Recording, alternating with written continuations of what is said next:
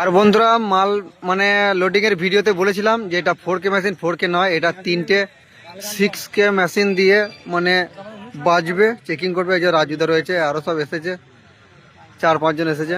যাই হোক, আর এইদিকে হচ্ছে পার্টির ছেলেগুলো হচ্ছে কাজ করছে।